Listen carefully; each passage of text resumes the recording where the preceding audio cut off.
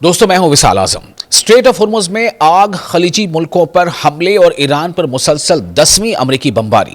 Middle asset ایک نئے سنکٹ کے دہانے پر، ایک نئے بحران کے دہانے پر ہے۔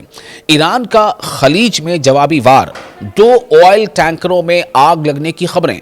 عالمی تیل مارکیٹ یعنی ورلڈ آئل جو مارکیٹ ہے، تیل مارکیٹ، اس میں خطرے کی گھنٹی بج گئی ہے۔ ایران اور امریکہ کے درمیان جاری جنگ مزید شدت اختیار کر گئی ہے۔ امریکہ نے ایران پر مسلسل 10ویں رات بھی فضائی حملے کیے ہیں، یعنی ایئر اسٹرائکس کیے ہیں، جبکہ ایران نے خلیجی خطے میں جوابی کارروائیاں تیز کرتے ہوئے بحرین اور کویت میں امریکی مفادات کو نشانہ بنانے کے دعوے کیے ہیں۔ اس کے ساتھ ہی اسٹریٹ آف ہرمز میں 2 آئل ٹینکروں میں آگ لگنے اور ایک ٹینکر کے عملے کے جہاز چھوڑنے کی اطلاعات بھی سامنے آ رہی ہیں، اور اس نے عالمی سطح پر تشویش بڑھا دی ہے۔ امریکی سینٹرل کمانڈ کے مطابق یعنی سینٹ کام کے مطابق تازہ حملوں میں ایران کے فوجی کمانڈ سینٹرز، میزائل اور ڈرون لانچنگ سائٹس، بحری تنصیبات اور فضائی دفاعی نظام یعنی ایئر ڈیفنس سسٹم کو نشانہ بنایا گیا ہے۔ ایرانی ذرائع ابلاغ کے مطابق یعنی ایرانی میڈیا کے مطابق بندر عباس، قاشم، چابہار، کنارک اور دیگر علاقوں میں دھماکوں کی آوازیں سنی گئی ہیں۔ دوسری جانب ایرانی پاسداران انقلاب یعنی IRGC نے دعویٰ کیا ہے کہ اس نے بحرین اور کویت میں موجود امریکی فوجی تنصیبات کے خلاف کارروائیاں کی ہیں۔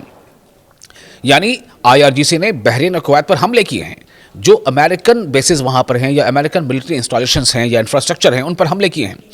IRGC کے مطابق احمد الجابر بیس پر ابتدائی وارننگ ریڈار، میزائل دفاعی نظام اور پیٹریاٹ سسٹم سمیت کئی اہداف کو نشانہ بنایا گیا ہے۔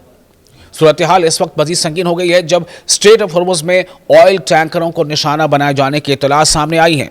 برطانوی میری ٹائم ٹریڈ آپریشنز ایجنسی کے مطابق عمان کے ساحل کے قریب ایک ٹینکر نامعلوم حملے کی زد میں آیا، جس کے بعد عملے کو جہاز چھوڑ کر لائف بوٹ میں منتقل ہونا پڑا۔ یعنی اس جہاز کے جو کریو ممبرز تھے انہیں جہاز کو چھوڑنا پڑا اور لائف بوٹ میں وہ اس کا سہارا لینا پڑا۔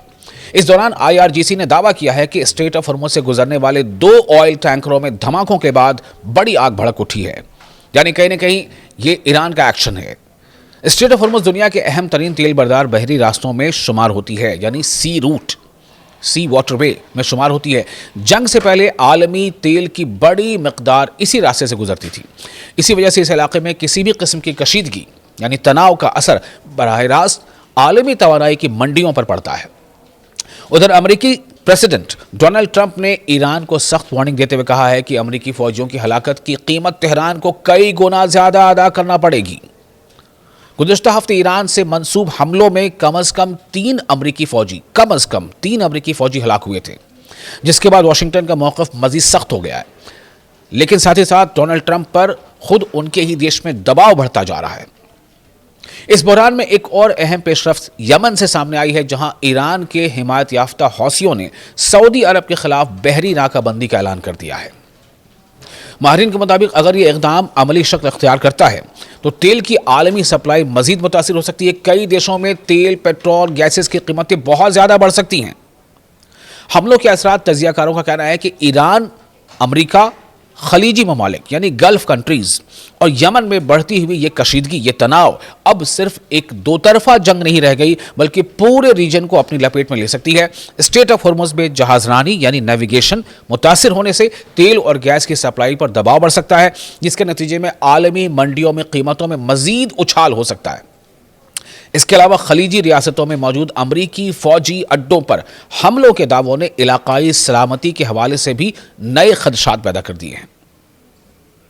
آخر میں یہ کہنا اہم ہوگا کہ امریکہ ایران پر مسلسل 10ویں رات حملے کر چکا ہے۔ ایران خلیجی خطے میں جوابی کارروائیوں کے دعوے کر رہا ہے۔